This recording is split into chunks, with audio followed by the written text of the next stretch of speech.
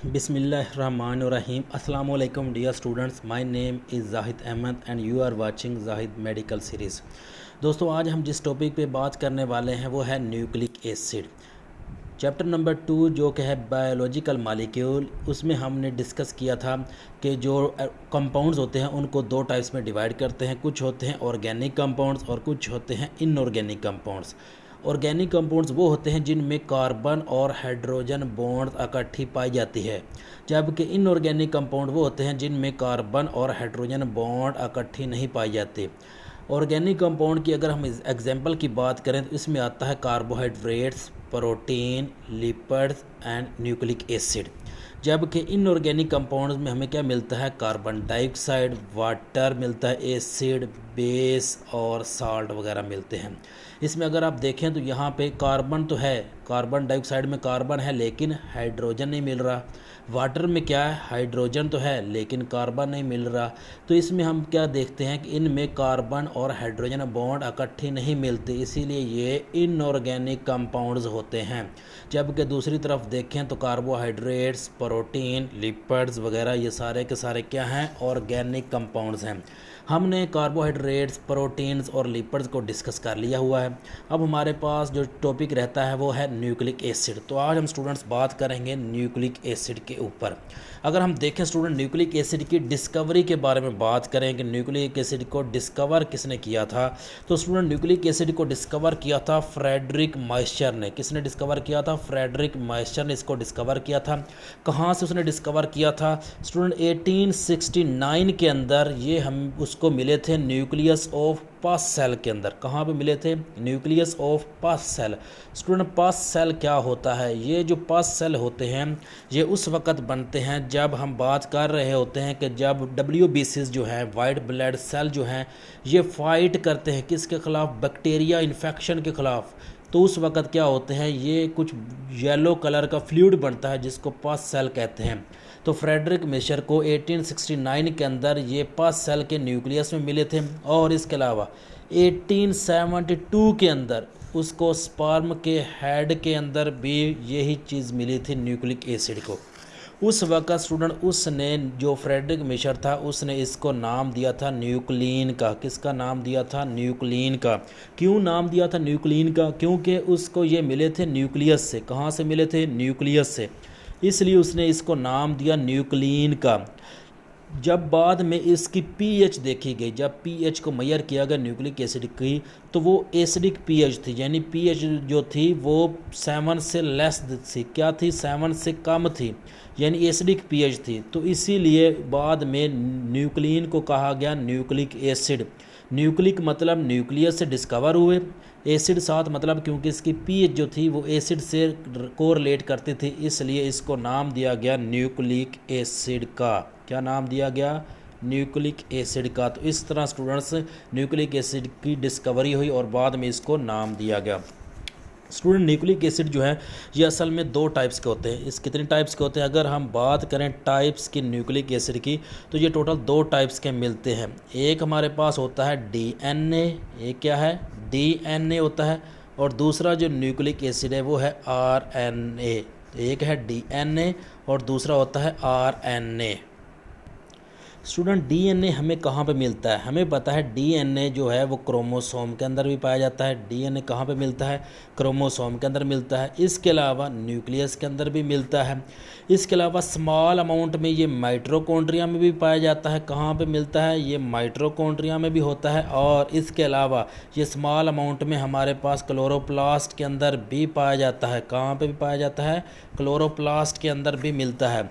तो डीएनए कहाँ पे पाया जाता है? क्रोमोसोम के अंदर, न्यूक्लियस के अंदर, और small amount in mitochondria and chloroplast. इसके अलावा जब बात करते हैं आरएनए की, तो आरएनए हमें कहाँ पे मिलता है? आरएनए हमें मिलता है न्यूक्लियोलस के अंदर। कहाँ पे मिलता है? न्यूक्लियोलस के अंदर मिलता है। राइबोसोम के अंदर पाया जाता है। कहाँ पे पाया जाता है भला? राइबोसोम के अंदर ये हमें मिलता है। और इसके अलावा साइटोसोल के अंदर पाया जाता है। साइटोसोल क्या है? सोलुबल पार्ट होता है साइटोप्लाज्म का, उसको कहते हैं साइटोसोल। तो उसमें भी हमें क्या मिलता है? ये आरएनए पाया जाता है। अगर हम स्टूडेंट बात करें कि न्यूक्लिक एसिड बनते किससे हैं, ये एक इम्पोर्टेंट टॉपिक है कि न्यूक्लिक एसिड बनते किससे हैं। यही नहीं, हम ये कह सकते हैं कि न्यूक्लिक एसिड जो है ये उसके मोनोमर क्या चीज़ है। तो याद रखें स्टूडेंट, न्यूक्लिक एसिड जो है ये न्यूक्लियोटाइड से बनता है। किससे बनता है? न्यूक्लियोटाइड से बनता है। न्यूक्लियोटाइड्स, आप ये कह सकते हैं कि न्यूक्लिक एसिड जो है, nucleic acid is a polymer of nucleotide. क्या है? न्यूक्लियोटाइड के पॉलीमर होते हैं। कौन? Nucleic acid. और अगर हम बात करें कि न्यूक्लिक एसिड के मोनोमर कौन से होते हैं, तो वो होते हैं न्यूक्लियोटाइड। मतलब डिफरेंट टाइप के न्यूक्लियोटाइड जो होते हैं वो एक दूसरे के साथ मिल के क्या बनाते हैं? न्यूक्लिक एसिड बनाते हैं। डीएनए के अंदर स्टूडेंट्स हमें क्या मिलता है? जो डीएनए होता है उसके पास होता है डीऑक्सी, क्या होता है? Deoxy ribo nucleotide. क्या होता है? Deoxy ribo nucleotide. जबकि जो आरएनए होता है उसके पास जो न्यूक्लियोटाइड होते हैं उनको कहते हैं राइबो न्यूक्लियोटाइड। क्या कहते हैं? Ribo nucleotide. तो ये आपको कंपोजिशन का पता होना चाहिए कि डीएनए कौन से न्यूक्लियोटाइड से बनते हैं? Deoxy ribo nucleotide. और जो आरएनए होते हैं वो किससे बनते हैं? राइबो न्यूक्लियोटाइड से बनते हैं। अब हम अगर स्ट्रक्चर की बात करें कि न्यूक्लियोटाइड किस चीज़ से मिलकर बनते हैं, मतलब न्यूक्लियोटाइड की कंपोजिशन क्या है। स्टूडेंट याद रखें, न्यूक्लियोटाइड जो होते हैं वो 3 चीज़ों से मिलकर बनते हैं। उसके टोटल 3 पार्ट्स होते हैं। एक नंबर 1 हमारे पास क्या है? उसके पास स्टूडेंट 5 कार्बन पे मुश्तमिल एक शुगर होती है। 5 कार्बन कंटेनिंग शुगर, जिसको हम क्या कहते हैं? पेंटोज शुगर कहते हैं। क्या कहते हैं? पेंटोज शुगर कहते हैं। क्या कहते हैं भला? Pentose sugar. स्टूडेंट ये पेंटोज शुगर, अब आपने बात देखनी यहाँ पे कि जो पेंटोज शुगर होती है 5 कार्बन वाली, उसके पास या तो वो एल्डो शुगर हो सकती है या कीटो शुगर हो सकती है। अब बात ये आती है कि जो न्यूक्लियोटाइड के अंदर ये पेंटोज शुगर है, 5 कार्बन वाली जो शुगर है ये एल्डो शुगर है, यानी इसके पास एल्डिहाइड ग्रुप है, या इसके पास कीटोन ग्रुप है, जो जिसकी वजह से हम इसको कीटो शुगर कह सकते हैं। तो याद रखें स्टूडेंट्स, जो न्यूक्लियोटाइड होती है इसके अंदर जो पेंटोज शुगर होती है वो एल्डो शुगर होती है, एल्डिहाइड ग्रुप कंटेनिंग होती है। और अगर हम इसके नाम की बात करें तो स्टूडेंट्स डीएनए के अंदर और आरएनए के अंदर इसका नाम डिफरेंट होता है। स्टूडेंट आरएनए जो होता है इसमें इसको शुगर को कहते हैं राइबोस। क्या होती है ये? राइबोस। हाँ जी। अगर आरएनए मॉलिक्यूल है तो उसके पास जो शुगर होगी 5 कार्बन वाली उसका नाम होगा राइबोस। अगर डीएनए है तो उसके पास जो शुगर होती है उसको कहते हैं डीऑक्सी राइबोस। Deoxy ribose. अब यहाँ पे स्टूडेंट्स एक इम्पोर्टेंट बात जो मैं यहाँ पे आपको बताने लगा हूँ, अगर स्टूडेंट्स कोई आपसे पूछे कि हमें किस तरह पता चलेगा कि ये जो न्यूक्लियोटाइड है ये आरएनए का न्यूक्लियोटाइड है या डीएनए का न्यूक्लियोटाइड है, तो स्टूडेंट्स एक सिंपल सी बात बताने लगा हूँ। आपने किसको देखना है? आपने सिर्फ और सिर्फ पेंटोज शुगर को देख लेना। स्टूडेंट किसको देखना है? पेंटोज शुगर को देखना है। अगर हम पेंटोज शुगर का स्ट्रक्चर ड्रा करें तो पेंटोज शुगर का स्ट्रक्चर स्टूडेंट्स कुछ इस तरह से होता है। पेंटोज शुगर का स्ट्रक्चर जो होता है वो कुछ इस तरह से होता है। स्टूडेंट कुछ इस तरह से हमारे पास क्या होता है? पेंटोज शुगर का स्ट्रक्चर होता है। यहाँ पे कार्बन अटैच होती है।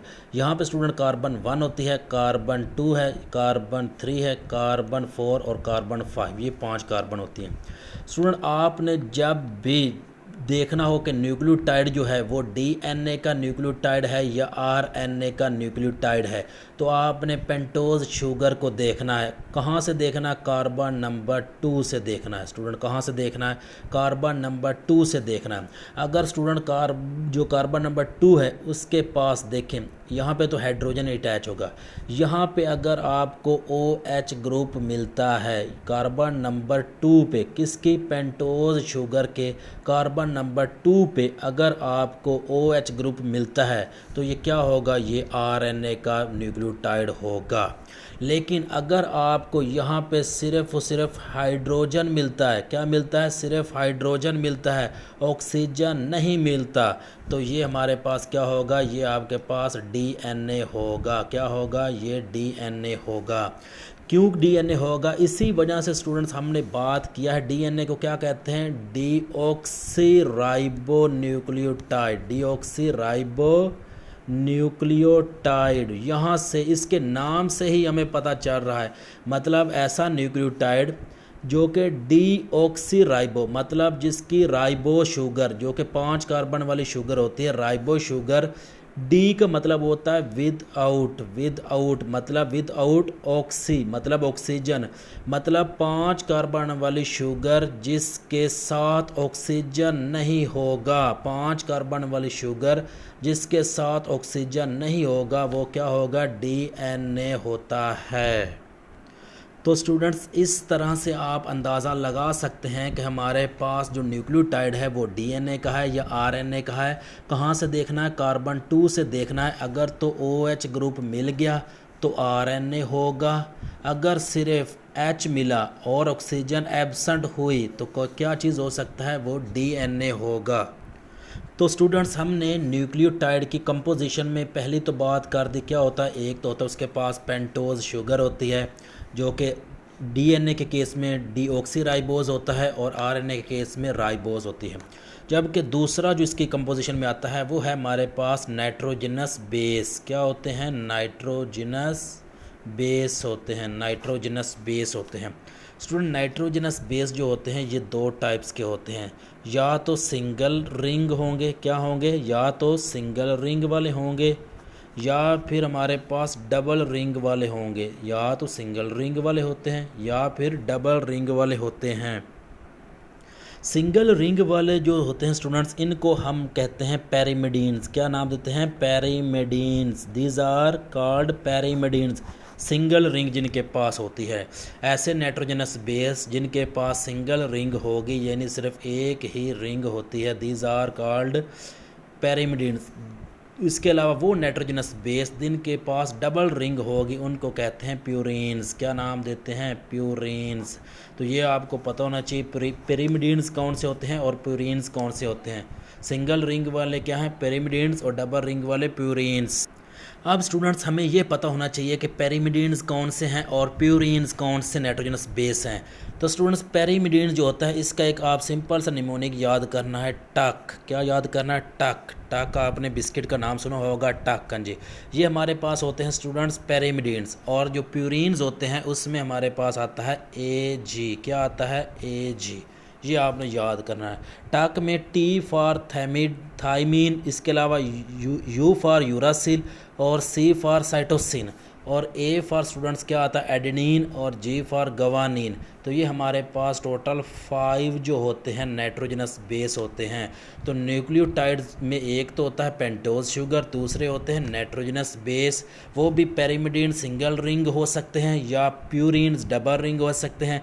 पैरिमिडीन्स में आता है थाइमीन, यूरासिल और साइटोसिन, और प्यूरीन्स में आता है एडेनिन और गवानीन। इसके अलावा स्टूडेंट जो थर्ड कंपोजिशन में आता है वो है हमारे पास फॉस्फेट ग्रुप अटैच होता है। तो तीसरे नंबर पे क्या आता है स्टूडेंट, फॉस्फेट ग्रुप अटैच होता है। यहाँ पे एक इम्पोर्टेंट बात स्टूडेंट बता दूँ, ये फॉस्फेट ग्रुप जो होता है, इसी फॉस्फेट ग्रुप की वजह से जो न्यूक्लिक एसिड होता है उसकी जो नेचर होता है वो एसिडिक होती है। अगर कोई पूछे कि न्यूक्लिक एसिड एसिडिक नेचर क्यों रखता है, तो फॉस्फेट ग्रुप की वजह से उसकी नेचर जो होती है वो एसिडिक हो जाती है। अब हमें स्टूडेंट ये पता होना चाहिए कि ये तीनों के तीनों एक दूसरे के साथ अटैच किस तरह से होते हैं। तो यहाँ पे स्टूडेंट आपने बात याद रखनी है, जो हमारे पास नाइट्रोजनस बेस और फॉस्फेट ग्रुप होंगे वो पेंटोज शुगर के साथ ही अटैच होते हैं। और वो कहाँ पे अटैच होंगे ये चीज़ हमने देखनी है। तो याद रखें स्टूडेंट्स, कार्बन नंबर 1 जो होगा, कार्बन नंबर 1 ऑफ किसका, पेंटोज शुगर का, उस पे अटैच होगा नाइट्रोजनस बेस, यहाँ पे अटैच होंगे। इम्पोर्टेंट बात, क्या चीज़ अटैच होगा, नाइट्रोजनस बेस कहाँ पे अटैच होंगे, carbon number 1 of pentose sugar. और एक इम्पोर्टेंट बात स्टूडेंट्स, कार्बन 1 होगा पेंटोज शुगर का और नाइट्रोजनस बेस का कार्बन 9 होगा। इस तरह से ये अटैच होते हैं, याद रखना है। कार्बन 1 किसका होगा, पेंटोज शुगर का, और हमारे पास नाइट्रोजनस बेस का कार्बन 9 होगा, इस तरह से अटैच होंगे। और एक इम्पॉर्टेंट बात, जो फास्फेट ग्रुप होगा तो स्टूडेंट्स फास्फेट ग्रुप जो है हमारे पास वो कार्बन 5 के साथ अटैच होगा। किसके साथ अटैच होगा, कार्बन 5 के साथ अटैच होगा। कार्बन 5 के पास होता है OH ग्रुप, क्या होता है, OH ग्रुप। तो इस OH ग्रुप के साथ आपका क्या अटैच होता है, फास्फेट ग्रुप अटैच होता है, और इस तरह हमारे पास एक न्यूक्लियोटाइड बनता है। तो स्टूडेंट न्यूक्लियोटाइड्स में किस तरह से बनता है, इसमें पेंटोज शुगर के कार्बन 1 और कार्बन 9 के साथ क्या होता है, नाइट्रोजन बेस अटैच, कार्बन 5 के साथ फास्फेट ग्रुप अटैच हो जाता है। और स्टूडेंट्स कार्बन 2 जो होता है पेंटोज शुगर का, इससे हमें पता चलता है कि न्यूक्लियोटाइड जो है वो DNA का है या RNA का है।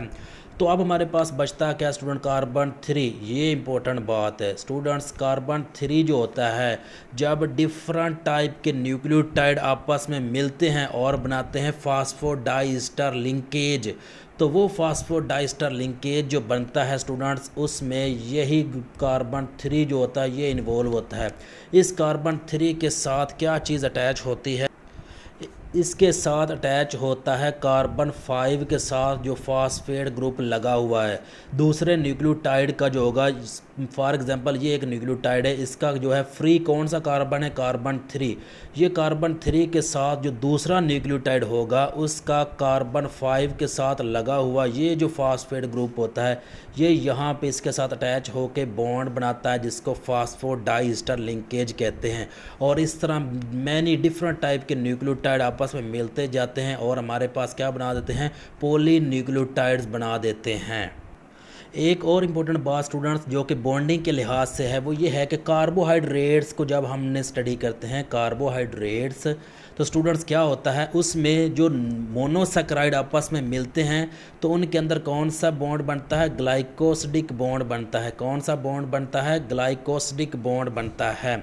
और स्टूडेंट जब हमारे पास डिफरेंट टाइप के अमाइनो एसिड मिलते हैं और प्रोटीन बनाते हैं, जब प्रोटीन बनाते हैं डिफरेंट टाइप के अमीनो एसिड मिल के, तो उनके दरमियान जो बॉन्ड बनता है उसको कहते हैं पेप्टाइड बॉन्ड। क्या बनाते हैं, पेप्टाइड बॉन्ड जी।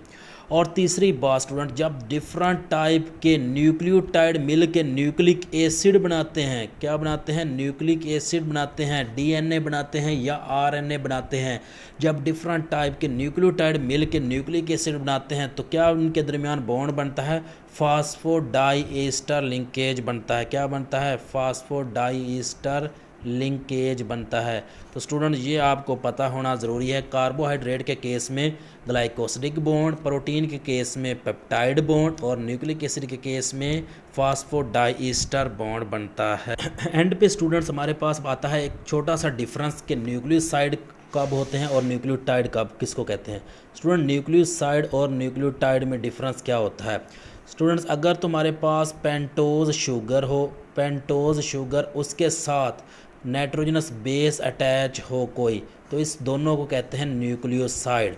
और अगर ये न्यूक्लियोसाइड के साथ क्या हो, फास्फेट ग्रुप भी अटैच हो जाए, फिर हम कहेंगे न्यूक्लियोटाइड। क्या कहेंगे, न्यूक्लियोटाइड कहेंगे। तो न्यूक्लियोसाइड कब बनते हैं, पेंटोज शुगर और नाइट्रोजनस बेस, सिर्फ दो चीज़ों से।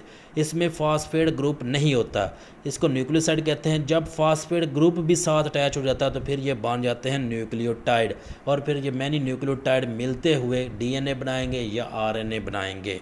तो ये था स्टूडेंट्स आज का हमारा lecture. Thank you for watching.